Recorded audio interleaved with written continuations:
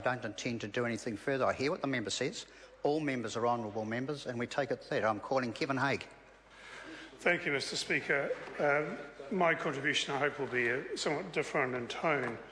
I want to reflect on some of the events of the week in the health sector, and first of all, to pick up on the statement released today by the College of Public Health Medicine, which is the professional body representing those doctors who are the experts in preventing illness in New Zealand. And what they had to say today was that the long-term effects of child poverty will be too costly for the health and prosperity of all New Zealanders. They finger child poverty as the #1 health problem in this country. That comes on the heels of yesterday's announcement of research from the University of Canterbury, which linked New Zealand's high rates of childhood asthma, some of the very highest in the world, with New Zealand's cold, damp housing stock. Again, that's pretty congruent with what the college had to say today.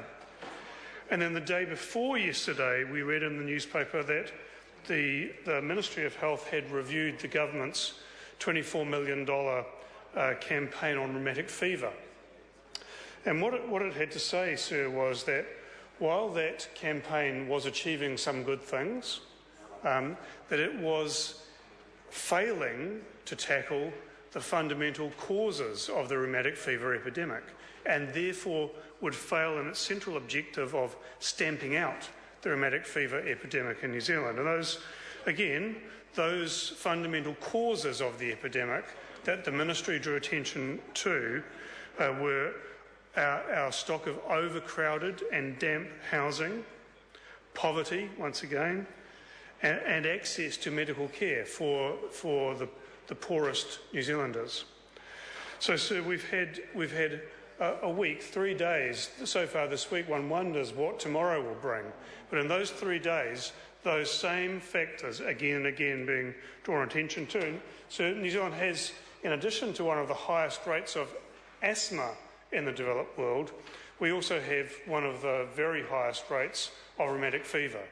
And the government's attention was drawn to this in 2010 by the Public Health Advisory Committee, which found that New Zealand has a rheumatic fever rate 14 times the OECD average.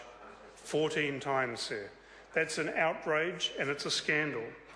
Now, the problem with the approach the government has taken, the reason why it will fail, is that the government has not understood something very basic about how health outcomes actually get formed.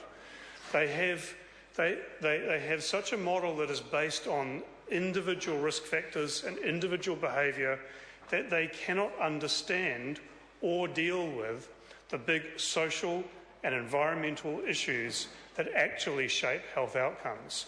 So poverty they don't understand, overcrowding they don't understand, racism they don't understand, and they do not intervene in those factors as a result.